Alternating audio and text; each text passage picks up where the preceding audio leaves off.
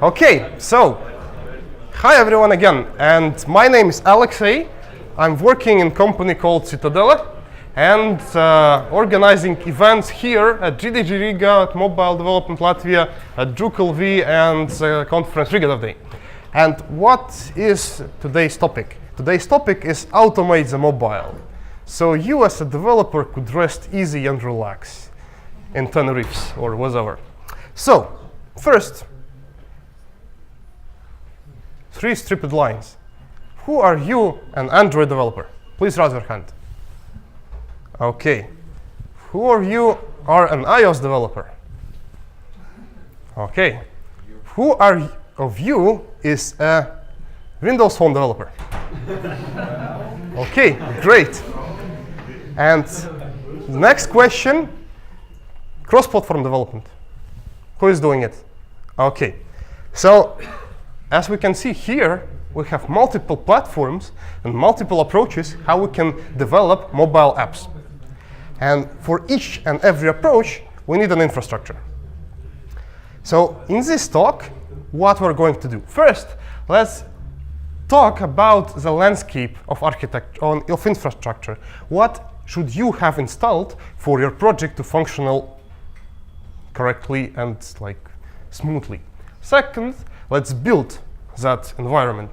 And third one, I think the most interesting one, if you find first and second not so experienced enough, because they're not for mega advanced super developers. So in extra spicy recipes, I assure you that you'll find something interesting, at least 1 or 2 or 3 slides. So landscape overview. Let's start with a project. Okay, let's clear our mind. Imagine Zen, kitties, I don't know, rainbows, unicorns, and then we want to develop an app. And first, what do we need first? An idea. An idea, okay, great. Beer. Beer. But this is connected. Beer and idea, beer. Yeah, okay. Next, we have an idea. What else do we need? A computer. Right. And you would say, okay, I have a computer, but no. If you're doing cross-platform development, here comes trouble. Why? How can a PC can be a problem? First, Apple needs a Mac, right? Windows needs a Windows. Android, okay. So, what is the easiest solution to develop cross-platform apps? Yes, okay, so first solution is to have a MacBook and Parallels running with Windows. Windows 10, I think. Then you can both work with Android, iOS, and Windows. Yeah, so next thing, you can have a PC and a Mac build server. And then build your iOS applications via Wi-Fi. Yeah, everyone likes this idea, right? So this is the first solution. We got it covered, we have a PC. Let's say it's Mac and we screwed Windows Phone. Please don't be offended, Windows Phone users. Next, we need a version control. Any ideas? Great. So I'm not going to argue with that. I'm not going to open you another view about version control system. Next, we need a continuous integration tool. And here, things got a bit interesting. So first, we have Jenkins. Yes? So who are you is using Jenkins? Please raise your hand. Okay, not too many of you. So Jenkins is open source free tool that you can install, and it has a billion of plugins. You can do whatever you like with it. You can glue arms, legs, I don't know, gyrocopter wings, whatever you want. Another approach is to use TeamCity.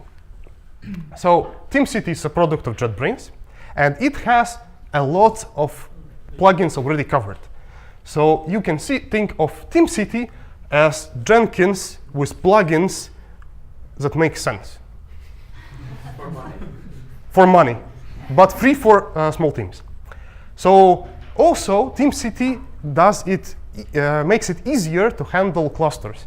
So if you have multiple agents, multiple MacBooks or Windowses, or you have agents with Macs, with Windows, with Linux, you can handle that in TeamCity pretty easy. Next, we have Bamboo. Who used TeamCity? Please raise your hand. Okay. Who used Bamboo? Okay. So Bamboo is a tool from Atlassian, the same guys who did Jira and Confluence, and it pretty good integrates with all Atlassian products. It's also a bit like TeamCity, so it has a lot of plugins already preset, but I would say that I like TeamCity better. And we have another open space here, so this is maybe interesting for you. There is a free open source tool called Concourse CI. Who has heard about it? Okay, good. So what is interesting about Concourse that it allows you to build this graph pipelines. You can say that here, for example, I built one modules. Here I built second modules. I do automation testing, etc., etc. So you can do gates, yeah, and it pretty greatly visualize it. So if you have a product company, if you're doing one product with multiple modules, this could be a great fit for you. So we have a continuous integration tool. For simplicity, I use TeamCity, and now we need to have a universal artifact repository. Who knows what it is? Okay, so this is pretty like complex name. I had to Google it to understand how properly explain what I'm meaning. But basically, if you have an Android, you have Gradle, right? Gradle repositories.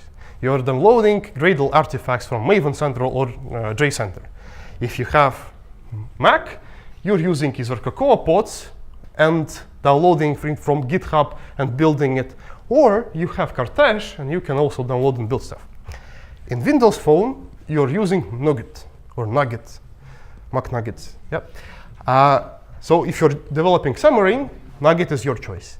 And for React Native or Apache Cordova, you're using NPM. So these are different artifacts, different libraries. And right now, if you're developing for all of those products, they are everywhere around the internet, which is quite bad. You would like to have all your artifacts or your libraries having in the same place, right? For that, you have a couple of technologies. First one, I think the best solution on the market right now, is JFrog Artifactory. Who has heard about it? Okay, so it supports both Gradle, Nugget, NPM, Docker, Vagrant, PyCharm, Ruby, and Cocoa Pods. The only downside is that it has a free tier, it has a paid tier. And usually if you're a big company, then you'll have to buy the paid tier. Also, they have an open source, not an open source, but open installation of it called Bintray. So you can go to bintray.com and it supports all those files already, but it's in the cloud. So if you're don't have problems with cloud storing your data, your libraries, you can use Bintray. If you want private stuff, there's also a paid plan for private stuff there. If you're not willing to pay for this kind of, why do we need this kind of stuff? Because imagine GitHub fails. Then you cannot build your application because libraries are in GitHub. That's all, yeah? Or you have, I don't know, NPM failed, or NPM gate happened, right? And if you're a billion-dollar company, you don't want to be affected by any other corporation or website. You want to have everything assured that you can build momentarily. So another option is Nexus. So Sonatype Nexus is the same stuff as Artifactory, and actually Artifactory was built to compete with Nexus and make it good. But Nexus is open source, free, so you can use it without paying any money, but it also has a free paid tier. But but it's not limited in open source. And the only downside here that you don't have Cocoa Pods. But everything else, Gradle, Nugget, NPM, Docker, PyCharm, Ruby, they are inside. Also, so actually they have a Cocoa Pod issue, which is still like pending. No one answers them. Yep. What's like a mirror for those package npm and stuff, or what? It functions like a mirror, or you can upload your own artifacts there. If you have a core library you want to share, you upload it there. You have a repository. You can have all those like npm and Gradle yes. interfaces together. Yes, yes. So it acts like a Docker registry. It acts like a Gradle repository or NuGet repository or an npm. How it's called in npm? npm registry. Npm registry. Yep. And what if it fails? Then you need to restart it. Then you need to restart it. But it's in the cloud. No, this Well, is not this one maybe, but the others. this one is on your premises as well. So this is on your premise. This is in the cloud. This is on your premise, right? So next idea: if you don't have a library in Maven Central and Gradle, you can build it with Jetpack. Yeah. So this is a mirror for GitHub that builds libraries that are not in Maven Central and in gcenter. Can be handy for some of you. So we've selected this universal artifact repository. I took Artifactory. Now let's continue. Now we need to have mobile app management. What I mean here, so not in all applications you can upload to AppStore or Play Store, for example, because it's really secured company, corporate that is really strict about its security. If not, you have Play Store, you have AppStore, right? If you cannot upload there, you have a couple of alternatives. First, you have Knapsack. So Knapsack was pretty good at the time it was built, but now it's a bit stale. So it has some working functionality for both iOS, Android, and Windows Phone, but there are a couple of bugs which are not fixed. Next, there is quite an interesting project called VS2, which has a huge lot of plugins, and it's kind of working. Those are open source tools which you can freely install onto your laptop and play with them. Also, there is a corporate solution called Mobile Iron. Who has worked with it? Please raise your hand. No one. Okay. So this is really evil stuff, meaning that a lot of huge corporations that are relying on mobile devices are using Mobile Iron, both because it provides VPN, yes, and it also has this mobile application management stuff. So through Mobile Iron, they've implemented their own app store that you can install. You enter that app store, you can download applications, and you already are in the VPN network of the corporation. So if you're working with European big financial companies, likely they have this Mobile Iron, and you'll have to deploy there. Another opportunity, if you just want to distribute it through your system, Hockey App supports both Android, iOS, and Windows Phone applications. Yeah. So why use it? Because I don't know, if you don't want to spread your application to Play Store, to TestFlight, and to other Windows Phone users, I don't know, you can use Hockey App and have everything in one place and all the statistics. Maybe it's a good idea for you, maybe not. Yeah. So next, what do we have next? Okay. So we have Fastlane. Yeah. So Fastlane is a tool which was bought by Google. So we'll have, we can expect some updates there. What does it do? First, it's a configuration in your project that will upload screenshots, metadata, and apps to the App Store via command line interface. So you can configure your continuous integration to do a fast deployment to App Store with all the screenshots, all the metadata pre-filled, right? So it also automates doing the screenshots for iOS and Android applications, and it can also put it into the right device frames, generate push notification profiles, and handle the iOS code signing certificates and renewing them when the date is ending. So we are planning a Fastlane presentation somewhere soon, in a couple of months, by Igor. So you'll hear about it a bit later. So we have this Fastlane. What are we missing? We're missing static analysis. So we're really caring about our quality. And we could use Sonar. Who has heard about Sonar or used it? Okay, a lot of people. This is great. So at a conference that I was holding in Belarus, only a couple of hands was risen. So here we have more quality software. Great. And cool stuff is that there are also unofficial Sonar configurations, or how better to call it, for all the languages. So if you want to have Sonar for Swift, you have Sonar Swift in GitHub. If you want Kakao, iOS and Kakao Touch tested, you have it here. For Objective-C, C# is covered, GS is covered. So some kind of linting can be done with Sonar.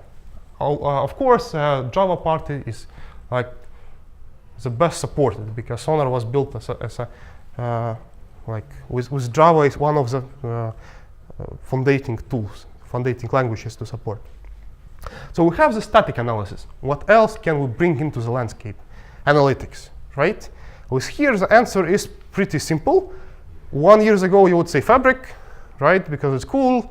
But now Fabric is bought by Google, so it's Firebase. Yeah, and did someone visit our GDG, our MDL last time or last time when there was a topic about Firebase? Who visited it? Yeah. So if you remember, there was Philip from Czech Republic, and he actually, like, it was a secret information, but his company was one of the 10 companies that worked with Google privately in beta testing of new Firebase features. And not so long ago, Firebase has announced that it has Node.js support with functions, that you can write your own server-side code for Firebase. And they were using it for 3 or 4 or 5 months ago and beta testing it. And like a sneak peek from him, he said that I haven't said you anything, but Fabric will be migrated to Firebase soon. Yeah, so we can expect that at Google I/O, something from Fabric will also be moved to Firebase with Crashlytics. If you want to have another installation or different installation of analytics, you can use Pivik. Who has used Pivik? Okay, so Pivik is the most popular analytics tool for backend developers. Why is it so? This is an alternative to Google Analytics that you can install on your own premises, on your own server. And then you can get some kind of statistics, both from web, from mobile, and from backend. So user statistics, demographics, etc., etc. So if you want to have, if you're not relying on cloud solutions for analytics, you can use Pivik. Yeah, so here is a sample of the Pivik installation. So next, we have this landscape done, and that's about it. We won't pollute it much further. We've had an idea to create a simple calculator app. I think this is sufficient, right? So let's get to another chapter. So my big good rule of goodness: each developer should configure his app in this way that it's you can build it with one command line invocation and run all the test code. Because you'll have to have it on continuous integration, working from scratch. If you don't have it, then you will not have continuous delivery, and you will have problems adapting new people, because the configuration is not transferred properly. How we can achieve that? So how we can build projects. So in iOS, we have Xcode command line tools, which you can invoke and build stuff.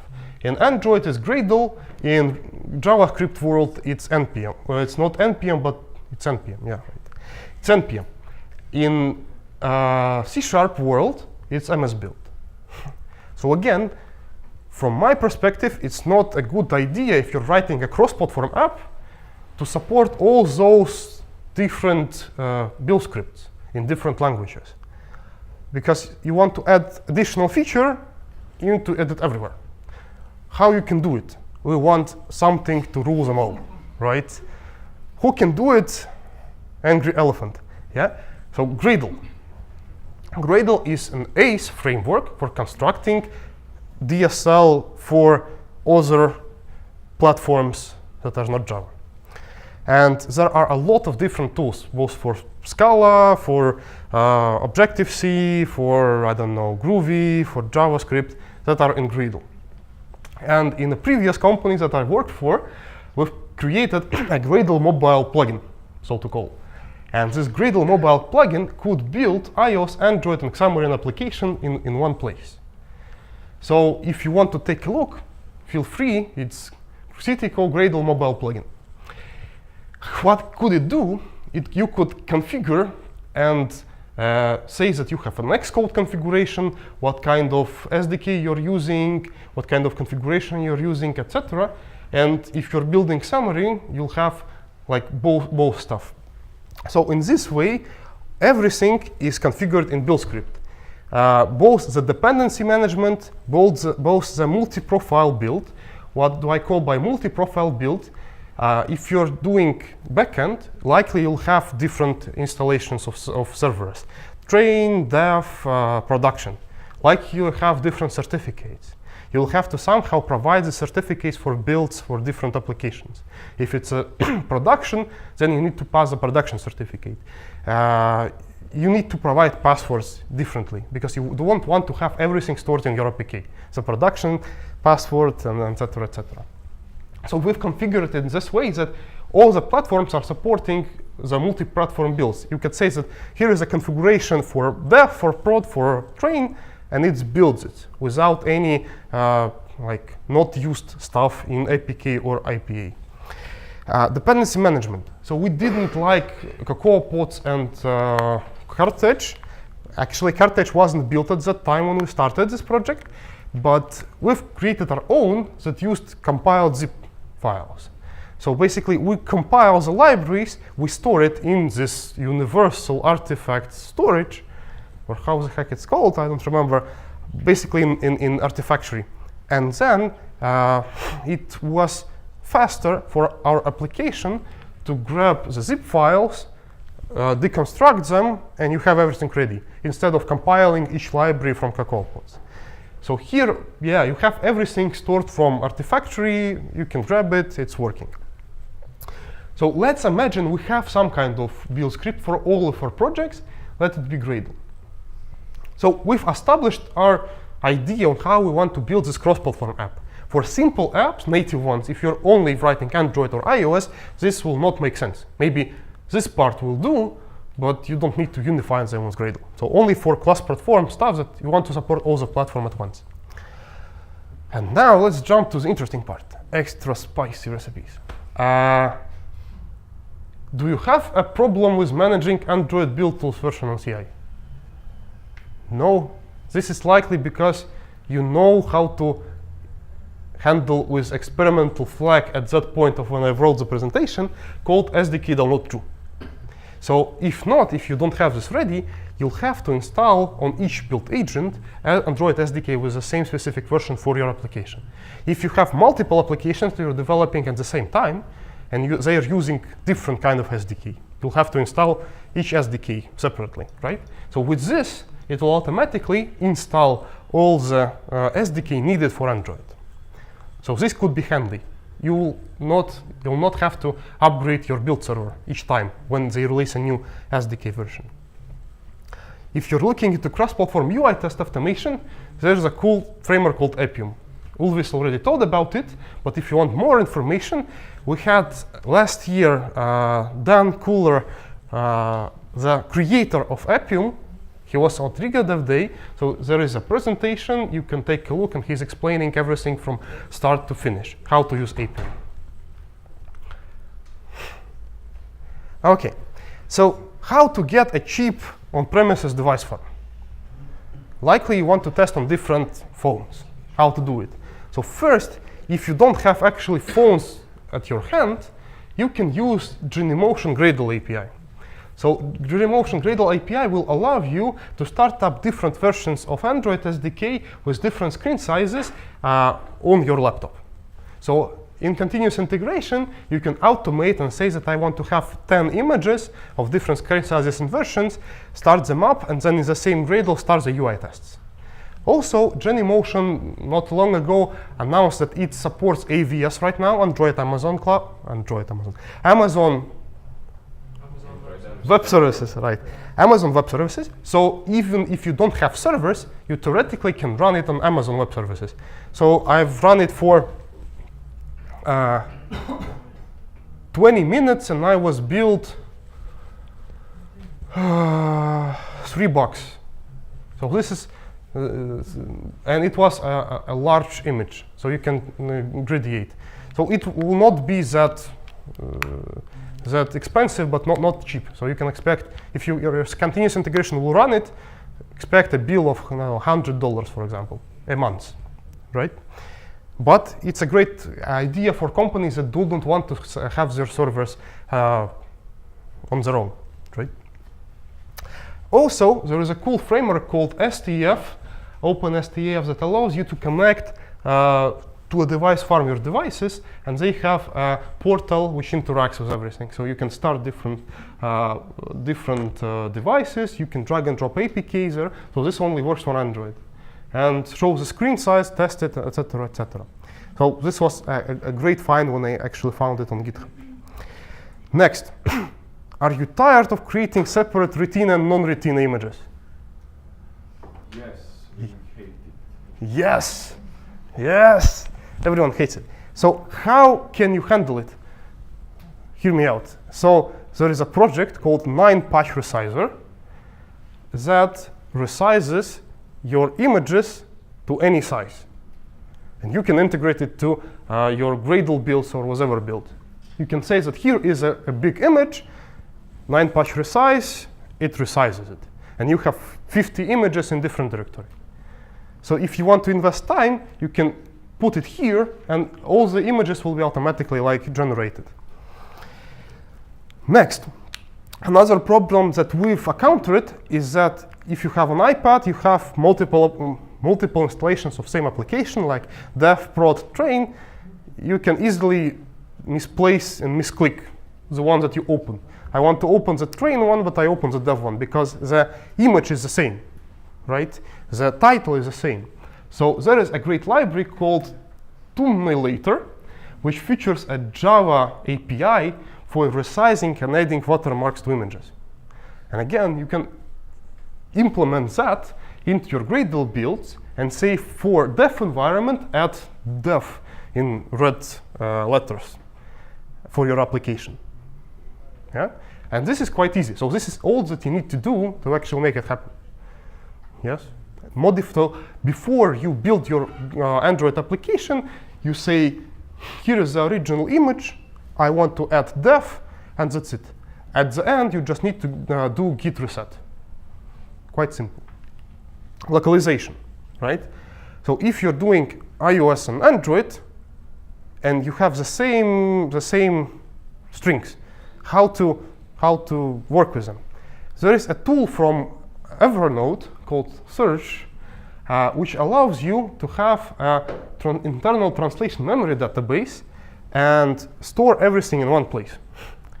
So translator could open it and see all the texts, change it, and then it will be committed to source code. And then you can, out of this files, you can create different localization files, like strings XML or the one for iOS, localizable. And that is all. So hope I've gave you a couple of ideas how you could improve your infrastructure.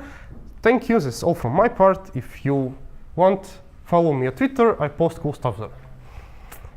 That's all.